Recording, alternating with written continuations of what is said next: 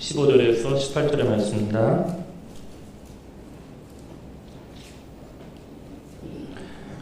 제가 한 절 여러분이 한 절 교도하겠습니다. 그런즉 어찌하리요? 우리가 법 아래 있지 아니하고 은혜 아래 있으니 죄를 지으리요? 그럴 수 없느니라.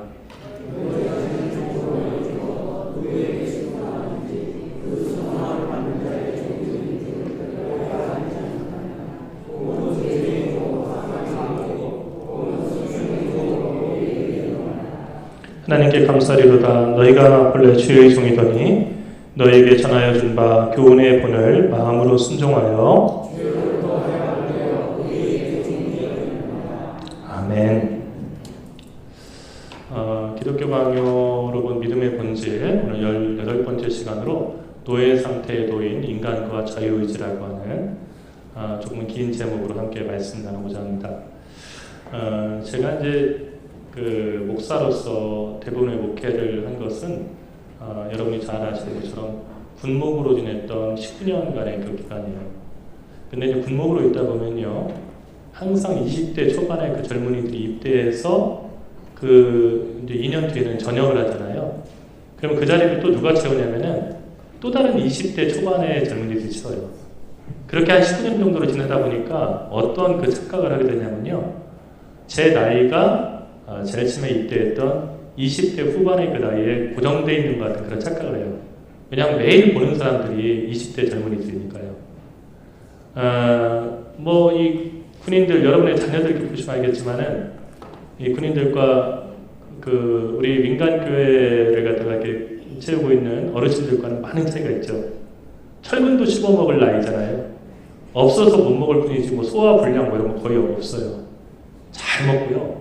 그리고 뭐 축구하다가 가끔 다치는 경우가 있지만 갑자기 연로해서 이렇게 길 가다가 막 힘들어서 쓰러지고 그런 그 젊은이들을 볼 수는 없습니다.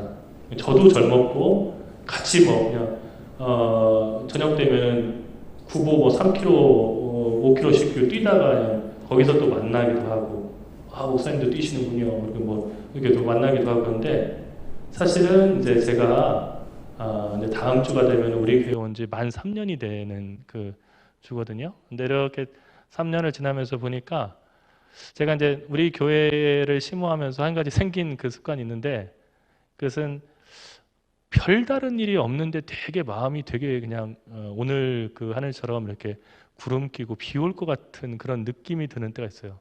왜 그러지? 뭐 이렇게 저를 속썩이는 그런 분들도 없는 거고, 그런데도 왜 그럴까 하고 생각해 보면요, 편찮으신 분들이 있어서 그래요. 그러니까 매일같이 그냥 편찮으신 분들. 오늘 이제 점심 때 일남신도에 우리 어르신들하고 같이 식사를 했어요. 참 이게 저는 뵈면 너무 좋은 것이, 이렇게 나이가 드셨는데도 변함없이 열정을 다해서 예배에 참석하시고 또 교회를 걱정하시고 하는 그 모습이 느껴져서 제가 많은 힘을 받아요. 근데 이제 제가 이게 3년을 목회하면서 이제 아까 이제 말씀드렸던 것처럼 편찮으신 분들이 계시니까, 그리고 다치신 분들이 항상 나오고 그러니까 비가 와도 또 눈이 와도 뭐 그런 생각해요. 오늘 길 미끄러운데 어디도 나가시면 안 되는데 나가시다가 또 다치시면 어떡하나 이런 생각도 들고, 또 그냥 병원을 봐도 그냥 예전에는 그냥 병원 있나 보다 이렇게 생각을 했었는데, 우리 권사님 지금 치료받고 계실 텐데 지금 어떻게 지내시나, 그리고 지난번에 아프시다고 했는데 계속 그 생각인 거예요. 그래서 삶의 자리가 달라지면은 많이 이렇게 목회자도 목사도 이렇게 또 달라지는구나 하는 생각을 했어요. 제가 감사한 것은 우리 이제 어르신들을 보면서 이제 그런 생각을 해요. 나도 이제 곧 얼마지 않아서 이렇게 또 나이가 들고 저분들의 모습을 갖고 살아갈 텐데, 그러면 지금은 내가 어떻게 살아야 될까 하는 생각도 하고요. 그리고 나도 언젠가 저렇게 아프고 연약해질 거야. 그러면 그때 내가 얼마나 또 외로울까 하는 생각들을 해요. 그러니까 사실은 여러분들 이렇게 뵈면서 가끔은 이렇게 이제 제가 이제 그런 생각들을 해요. 제가 이렇게 여러분 잘 아시는 것처럼 뭐 항상 그냥 활짝활짝 웃고 다니는 그런 얼굴이 아니어서 되게 무게 잡는다는 얘기를 말씀드리는데 어색할 때가 되게 많아요, 제가요. 어색할 때가 많아서 그 사람들하고 이렇게 가까워지는 그 시간들이 많이 걸리지만, 그러나 마음속에서는 늘 여러분들을 위해서 기도하고 있고, 그리고 여러분들 그 삶을 함께 좀 이해하려고 그렇게 애쓰고 있다는 거 꼭 기억해 주시고, 저는 교회를 그런 곳이라고 생각하는데, 어떤 목적을 향해서 막 그 목표 달성하고는 회사 같은 곳이 아니고, 저는 가정 같은 곳이라고 생각해요. 함께 밥 먹고 함께 늙어가고요. 또 함께 세월을 보고 슬픈 일도 기쁜 일도 함께 나누는 거예요. 그래서 저도 그냥 항상 제가 이제 어떤 생각을 하려고 애를 쓰냐면, 나는 우리 동강교회 시집 온 사람이다. 그런 생각을 해서 우리 동강교회 사람이 돼야 되고, 그 동강교회 사람들하고 일치돼야 된다. 그래서 사실 보면 어디 나가서 이렇게 돌아다니는 것보다는 교회 안에서 이렇게 여러분들 만날 때가 제일 행복해요. 진심입니다.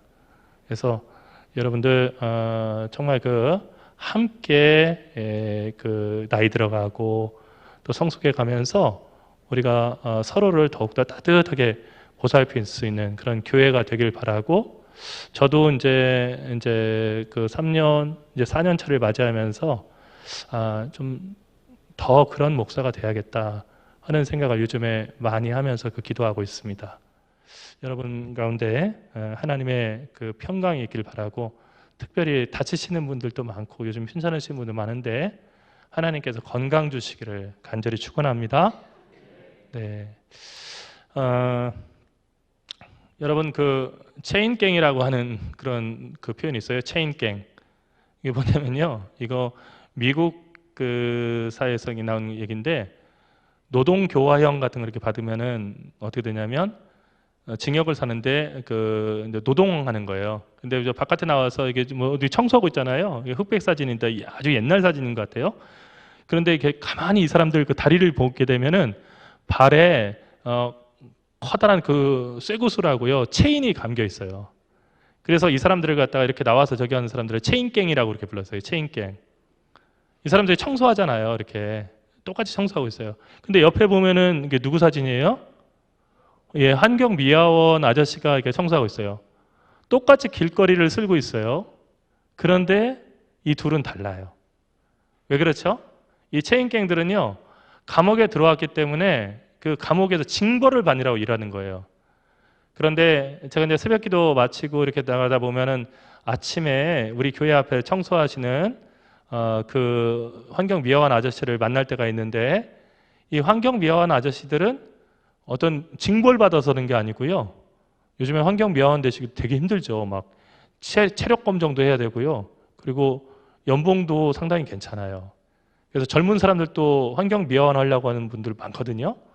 근데 이분들을 제가 늘 보면서 감사합니다 하고 꼭 인사하고 하는데, 그런 생각을 해요. 아유, 저분들이 없으면은 길거리에 막 담배꽁초, 그 깡통, 심지어는 아이들이 막 길 가다가 병을 던져가지고 깨트려지고 그런 게 또 있고 한데, 어떻게 길거리가 이렇게 유지가 될 수 있을까? 근데 세계 여러 나라가 봐도 우리나라처럼 이렇게 길거리가 깨끗한 나라가 없잖아요. 쓰레기도 없고 그런 나라, 막 외국인들이 와서 깜짝깜짝 놀라잖아요. 어떻게 이렇게 깨끗하냐고. 그 유명한 낭만적인 그 파리에 가봐도 그 파리 온통 다 쓰레기다가 파업 같은 거 오면 막 쓰레기가 산더미처럼 쌓여가지고 힘든데 우리는 그게 없어요. 왜 그러냐면 이 환경미화원들이 정말 청소 잘하셔요. 근데 여러분 이 둘을 보세요. 똑같이 청소하는 거예요. 근데 한 사람은 억지로 끌려와서 정말 자기의 자유의지가 없이 하는 거고요. 한 사람은 내가 이 일을 하겠습니다 라고 지원을 해서요, 비록 돈을 받고 일하는 거지만 아침마다 정말로 자기의 의무를 최선을 다해서 묵묵하게 일하는 거예요. 그러니까 우리들의 삶도 이와 같거든요. 자유의지가 과연 우리에게 있는가 하는 고민들이 이 종교개혁 당시에도 이렇게 아주 심도 있게 이루어졌어요. 그래서 에라스무스하고 루터 사이에서도 노예에게 의지가 있는가, 죄의 노예가 되었다고 한다면 그 사람에게 자유의지가 있어서 과연 하나님의 말씀대로 살아야겠다고 선택할 수 있는가? 어차피 죄의 노예라고 한다면 노예라서 꼼짝 못하고 할 텐데 과연 우리에게 의지가 있는 것인가 하는 걸 가지고 이렇게 씨름하기도 했어요. 이거 되게 복잡한 얘기 같은데요. 이 철로 역정에 이어서 우리가 바라보는 기독교 강요라고 하는 이 책, 철로 역정하고 영향을 받은 거예요. 철로 역정이요. 이 기독교 강요에 영향을 받은 건데, 근데 이 이야기가 상당히 복잡한 학자들의 얘기가 아니고요. 우리들 살아가는 그런 얘기들이에요. 우리가 하나님 믿고 살아간다고 하는데 과연 우리가 하나님의 뜻대로 살아가겠다라고 기도도 하고 다짐도 할 수 있는데 우리가 자유한 의지를 가지고 그렇게 살아갈 수 있냐는 거예요. 아니면 그냥 우리는 죄의 노예됐기 때문에 계속 그냥 죄가 시키는 대로 끌려갈 수밖에 없는 거냐? 이것이 사실 우리에게 모든 것들을 생각하게 하는 거죠. 그런데 이 켈빈은 그런 얘기를 했어요. 사람은 자신의 빈곤을 고백함으로써만 하나님을 영화롭게 할 수 있다. 그게 무슨 얘기냐면요. 나는 아무것도 할 수 없어요. 내게 있는 것은 아무것도 없어요. 라고 하는 것을 인정하고 고백할 때만 하나님을 영화롭게 할 수 있대요. 그러니까 여러분, 우리 자녀들이요. 우리한테 와가지고 특히 결혼한 자녀들이 와서 엄마, 나 돈이 없어. 뭐 이런 얘기하면 철렁하잖아요. 그래서 어쩌라고. 엄마, 내가 몇백만 있으면 참 좋겠는데 몇백은 그래도 괜찮은데 엄마, 아파트를 좀 작은 데로 옮기시면 어때요? 왜? 제가 좀 몇천만 있으면 되게 뭔가 큰 돈을 벌 것 같은데 뭐 이런 얘기 나오고 그러면은 아무리 자식이라도 좀 그렇잖아요. 넌 도대체 왜 그러냐 하는 생각이 들잖아요. 그런데 하나님은 어떠시냐면요. 하나님은 우리가 빈곤한 것을 고백하면 하나님, 저는요 의를 행하고 싶은데 의를 행할 수 없어요. 제 안에 온통 악한 것뿐이에요. 그리고 저는요 선을 행할 의지가 없네요. 저를 불쌍히 여겨주세요. 저는 죄인입니다. 저는 절망적이에요. 라고 얘기하면요 그것을 실어버리시고 그리고 야, 너 정말 못됐구나 해서 멀리 하시는 것이 아니라 불쌍히 여기시고 어서 와라 하고서 안아주시고 또 그런 그 고백을 하는 사람을 도우시고 그 자비와 도우심을 제공하심으로써 하나님이 영광을 받으신대요. 그러니까 우리가 하나님 영광스럽게 한다 할 때는요 우리가 어렸을 때 학교 다닐 때처럼 100점 맞아가지고 적은 거 아니에요. 제가 1학년 때, 초등학교 1학년 때 별로 공부를 잘 못했어요. 왜냐하면 저희 아버지가 그래도 교사 출신이셨는데 한글을 안 가르쳐 주셨어요. 어찌된 일인지. 집에 계속 책은 사서 날르시는데 글자를 안 가르쳐 주신 거예요. 그래서 제가 초등학교에 들어갔는데요. 이름을 써야 되잖아요. 그런데 이름이 거울에 비친 것처럼 글자가 거꾸로 뒤집어지는 경우도 있고요. 글이니까. 그리고 세 글자로 이루어진다는 건 아는데 순서를 잘 모르겠어요. 왜 그러냐면 무슨 글자가 무슨 글자인지를 모르는 거예요. 그렇게 들어갔어요. 그러니까 운이 좋은 날은 신장근이 되는데 조금 운이 안 좋고 약간 상태가 조금 떨어지는 날에는 신근장 써놓는 거예요. 그러니까 이 선생님이 상당히 좀 난감하게 봤어요. 그래서 1학년 1학기 때요 나머지 공부라는 걸 해봤어요. 나중에 이제 1학년 1학기가 지났는데요 정말로 저는 그 나이가 드셔가지고 할머니들이 야학에 가셔서 글자를 배우고 막 내가 드디어 글을 읽을 수 있다 그 기쁨을 그때 맛봤어요. 그 다음부터는 반에 있는 책들 다 죽었어요. 그냥 동화책이고 뭐고 막 집에 가면 책을 읽는 거예요. 나중에 아버지한테 물어봤어요. 왜 그때 글을 가르쳐 주지 않으셨습니까?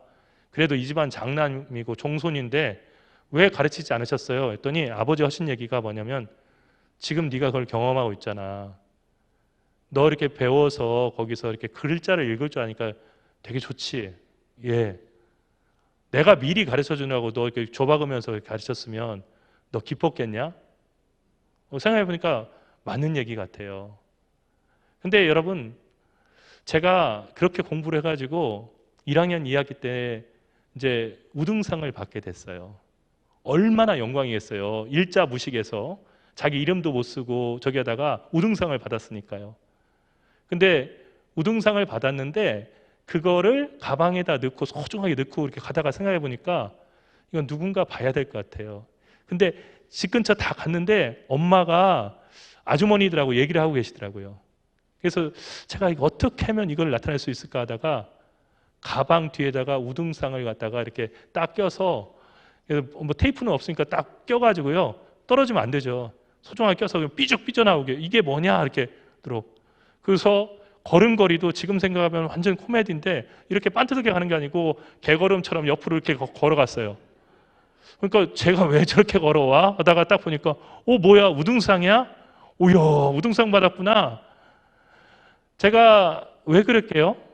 제가 잘했으니까 나머지 공부하고 그랬었는데 아유, 이렇게 우등상 받아왔다, 칭찬받고 싶었어요. 그리고 엄마가 어깨를 으쓱 하는 모습을 보고 싶었어요. 그런데 여러분, 하나님은 이렇게 해서 영광 받으시는 게 아니에요. 그러니까 우리가 세상에서 사업 잘하고 어디 가서 막 정말 잘 나가고 돈도 많이 벌고 그렇게 할 때 내가 우리 교회에, 우리 동광교회에 야, 저렇게 유명한 뉴스에도 나오는 아무개가 있으니까 영광 받았다 이렇게 생각하지 않아요. 하나님은 절대 그렇지 않아요. 완전히 거꾸로예요. 하나님, 저 죄인이에요. 제가 아무것도 할 수 없어요. 하나님이 도와주시지 않으시면 안 돼요. 도와주셔야 돼요 하고 간절히 매달리는 그 사람을 통해서 오히려 영광 받으신다는 거예요. 어떻게 영광 받으시냐면요, 그 사람을 들어 세우시고 그 사람을 믿음으로 채워주시고 그 사람이 정말로 하나님 안에서 성장하는 그 모습을 보면서 하나님은 기뻐하신대요. 그러니까 우리가 이 세상적인 기준 가지고 보면은 교회 나와서 말짱 도루묵인 일을 하는 거예요. 교회는 자기 자랑하는 곳이 아니에요. 교회는 하나님 자랑하는 곳이에요. 교회에 와서는 제가 가난합니다, 연약합니다 얘기할수록 받아가는 게 많은 거예요. 은혜 누가 받아가냐면요, 마음이 가난한 사람이 받아가는 거예요.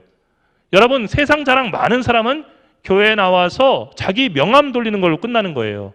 그런데 정말로 하나님 도움 없이는 안 됩니다 하는 가난한 마음을 가지고 온 사람은요, 집에 돌아갈 때마다 정말로 가지고 가는 은혜가 더 큰 거예요. 그러니까 여러분, 이 법칙을 알아야 돼요. 하나님께서는 우리의 그 빈곤을 고백할 때 오히려 기뻐하신다는 거예요. 그런데 철학자들은 이 종교개혁 당시까지 오해를 했어요. 지금도 철학자들은 그런 생각이에요. 어떤 오해를 하냐면요, 인간의 오성 가운데 오성에 이성이 있는데 이성이 있으면 이성대로 생각하면 사람은 올바르게 판단하고 올바르게 통치할 수도 있다. 또 인간이 자유롭게 선택하더라도 이성에 따라서 합리적으로 판단하면은 모든 것이 지도자인 이성을 따르는데 결코 방해를 받지 않고 그 삶은 그대로 행복해진다는 거예요. 그러니까 합리라고 하는 것이 그런 거 아니에요? 이성에 합하게, 이성을 따라서. 그러니까 이성대로만 살아가면 사람은 모든 것을 올바르게 판단할 수 있고 자유의지가 안에 있어서 자기가 자기의 삶을 선택할 수 있다라고 생각한 거예요. 오늘날도 많죠. 그런 사람들이 많다는 얘기예요. 예수 믿어라 하면은요, 에이, 뭐 예수 믿어. 내가 성실하게 노력하면 되는 거지. 내 삶은 열심히 노력하는 대로 되는 거야. 나는 공껏 바라지 않아. 그러니까 여러분, 이건 왜 그러냐면요, 교만해서 그래요. 하룻강아지 법무서운지 모른다고요? 자기가 잘 몰라서 그래요. 그러니까 무슨 얘기냐면은 인생이라고 하는 것이 내가 노력하면 다 되는 줄 알아요. 그런데 살아갈수록 우리가 느끼게 되는 것은요, 인생이라는 것이 자기 노력대로 되지 않는다는 거예요. 자기 바람대로 될 수 있다면 아플 사람이 어디 있어요? 자식의 불행을 바라는 사람이 어디 있겠어요? 그런데 우리가 살아가다 보면 그 자식의 그 아픈 그 상처도 함께 바라봐야 되고 그게 우리 인생이에요. 그러니까 하나님이 필요 없는 사람은 없어요. 다만 하나님이 필요 없다라고 착각하는 사람이 있을 뿐이에요. 그리고 하나님 없어도 그 자기의 머리를 가지고 올바르게 판단할 수 있는 사람은 없어요. 다만 내가 똑똑하니 알아서 한다고 생각하는 것 같은 거예요. 여러분, 유치원생인 여러분들의 자녀와 그리고 여러분들의 손주들을 한번 보세요. 애들이 어느 정도 크면요, 언제부턴가요, 나는 이라고 하는 말을 써요. 조금 어렸을 때는 어떻게 하냐면 자기 이름 불러요. 뭐 예를 들어서 우리 교회 이제 우리 예서 있잖아요. 뭐 예서 같은 경우, 예서는 뭐 이렇게 할 거야, 뭐 이렇게 얘기해요. 그러다가 어떻게 해요? 좀 크면요, 나는 하고 얘기해요. 나라고 하는 말이 쓰여지기 시작해요. 그래서 다 할 줄 알아요. 다 할 줄 아는 것처럼 생각해요. 내가 해볼 거야. 막 뜨거운 거 만져도 나도 해볼 거야. 큰일 나죠. 예. 어떤 경우는 뭐 부모님들이 있더라고요. 해서 지금 살짝 한번 대보게 그냥 놔둔다고. 그래야 이제 다시는 안 는다고. 근데 그러다가 이제 큰일 날 수 있잖아요. 그래서 막는 거잖아요. 그러니까 이렇게 사실 사람이 왜 기도하지 않냐면요. 그리고 기도를 쉬냐면요. 그거는 피곤해서 그런 거 아니고 게을러서 그런 게 아니고요. 교만해서 그런 거예요. 교만이라는 게 뭐냐면요. 내가 이 시간에 그냥 자고 내가 노력해서 하면 내가 모든 일을 할 수 있는데 생각하기 때문에 기도하지 않는 거죠. 근데 기도는 언제부터 시작되냐면요. 내 힘 가지고 되지 않는다. 내 머리로 되지 않는다는 것을 인정할 때 기도가 되는 거예요. 요한 크리소스톰이라고 하는 사람이 있어요. 소피아 성당이라고 하는 거 있죠. 소피아 성당이 어디 있어요? 예, 그 터키에 있잖아요. 예? 그 터키에 있는데 거기에 보면은 야외 설교 단상이 있어요. 그 설교 단상이 다름 아닌 요한 크리소스톰이 설교했던 자리예요. 황금의 입으로 불리는 사람이에요. 근데 이 사람이 어떤 얘기를 했냐면요. 악한 자라도 만약 그가 원하면 종종 선한 사람으로 변할 수 있다. 선한 사람이라도 나태하면 파멸하고 악한 사람이 될 수도 있다. 이는 주님이 우리의 본성을 의지가 자유롭도록 만드셨기 때문이다. 자유한 의지가 우리에게 있다는 거예요. 하지만 우리는 하나님의 은혜로 도움을 받지 않는 한 위로부터 내려오는 그 어떤 호의도 얻을 수 없다. 그러니까 사람이 이렇게 될 수도 있고 저렇게 될 수도 있는 것 같지만은 하나님의 은혜를 갖다 받지 않는 한 위에부터 내려오는 하나님의 어떤 도우심과 어떤 은혜, 어떤 호의도 받을 수 없다는 거예요. 그러니까 결국은 우리가 정말로 하나님이 기뻐하시는 자녀가 되는 것은 사도 바울의 고백처럼 오직 은혜로 말미암아 그렇게 될 수 있는 거예요. 그런데 우리에게는 우리의 일이 있고 하나님의 일이 있죠. 히로니무스라고 하는 사람이 있어요. 흔히 제롬이라고 하는 영어식 이름으로 부르는 사람인데 같은 이름이에요. 근데 이 히에로니무스가 어떤 얘기를 했냐면요. 우리의 일은 시작하는 것이다. 그리고 하나님의 일은 완성하는 것이다. 그러니까 사람은 시작해요. 근데 그 끝에 완성은 누가 하냐면 하나님께서 하신다는 거예요. 우리가 할 일은 우리가 할 수 있는 것을 제공하는 것이고, 그러니까 우리가 시작해야 되는 일을 하는 거예요. 근데 하나님이 하실 일은 우리가 할 수 없는 것을 가득 차게 하시는 것이다. 그러니까 우리가 하나님께서 일하신다 해서 아무것도 안 해서는 안 돼요. 하나님께서 복 주시고 하나님께서 알아서 해주신다며 기도하지 않아도 되겠네. 하나님이 선하시니까. 나는 그냥 하나님의 선하심만 믿고 게으르게 살 거야. 큰 믿음이에요. 그러나 그거는 큰 유혹에도 빠질 수가 있어요. 뭐냐면 하나님과 관계없이 살아가는 거예요. 여러분, 하나님은요, 우리가 일을 시작하기를 원하셔요. 일을 시작하시는 것도 완성하시는 것도 하나님이시지만 그러나 시작하게 하셔요. 왜냐하면 그래야만이 우리가 하나님의 은혜를 깨달아 알 수 있어요. 그러니까 여러분 자녀들을 생각해 보세요. 어른이 돼서 첫 월급을 받아보고 직장에 다니기 전까지는요, 부모님 어려운지 몰라요. 그냥 왜 돈 안 주지? 그 생각만 해요. 직장 가서 정말로 직장 상사로부터 정말 그 귀에 불편한 소리 들어보고요. 그리고 밥이 안 넘어간다는, 점심밥이 안 넘어간다는 게 어떤 심정인지 깨닫고 나서 우리 아버지가, 우리 어머니가 이렇게 고생해서 우리 키웠구나 아는 거예요. 나실제 어려움 다 잊으시고 뭐 이렇게 맨날 이렇게 부르지만요. 딸들은 엄마가 얼마나 고생했는지 몰라요. 근데 딸들이 효녀가 되는 그 순간이 있어요. 순간 변해서 효도는데 언제죠? 아기 낳아보고요. 이게 아들들은요. 철이 없어요. 나이 50이 돼도 그 고통을 못 겪어봤잖아요. 그런데 딸들은 아기를 낳으면서 우리 엄마가 이렇게 아픈데, 그러니까 그래서 사실은 우리 집사님들 얘기 들어보면은 아기 낳으면서 많이 울었는데요. 잘 치면 아파서 울었는데요. 두 번째로 제가 운 건요. 정말 더 크게 울은 것은 우리 엄마가 이렇게 아프게 나를 낳았구나. 그런데 내가 그렇게 아프게 낳아서 나를 키워준 엄마한테 작은 거 서운해가지고 함부로 얘기하고 그랬었구나. 너무 미안하고 또 감사하기도 하고 해서 이렇게 울었다는 그런 이야기를 하시는 분들이 많이 있어요. 그러니까 우리가 정말로 하나님의 일을 하려면 어떻게 하냐면요. 우리가 하나님 안에서 작은 실수를 하는 것 두려워하지 말아야 돼요. 하나님께서 원하시는 일이라고 생각되면은 그것을 시도해야 돼요. 그리고 그 부족한 것을 하나님이 채워주시는 거예요. 그러니까 하나님이 어떤 사람에게 은혜 베풀어 주냐면요. 하나님의 뜻대로 살아가고자 말씀과 기도와 예배의 삶에 전념하고 정말로 거룩한 결심을 가지고 살아가는 사람을 그때부터 도와주시는 거예요. 왜 그러냐면 그 결심이 있어야만이, 그렇게 출발해야만이 하나님의 은혜를 부어주실 때 담을 수 있는 그릇도 있고요. 그리고 은혜가 은혜인 줄을 깨달아 아는 거죠. 그런데 타락한 인간은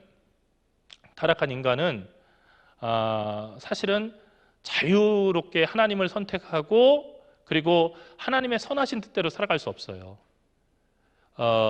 이 타락한 인간의 그 자유의지라고 하는 것은요, 어떤 거냐면은 은혜의 도움을 받아 선을 선택하고 혹은 은혜가 없으면 악을 선택하는 이성과 의지의 기능이라고 했어요. 그러니까 뭐냐면 은혜의 도움이 없으면 선을 선택할 수 없어요. 그러니까 사람이 똑똑하게 공부 열심히 했으면은 항상 선한 것만 선택하는 거 같잖아요. 여러분 착각하지 마세요. 공부 많이 했다고 효자 되는 거 아니에요. 제가 시골 교회, 저희 그 교회를 이렇게 보니까요, 정말 속담이 맞는 것이 뭐냐면요, 못난 나무가 산을 지킨다 하는 얘기가 맞아요.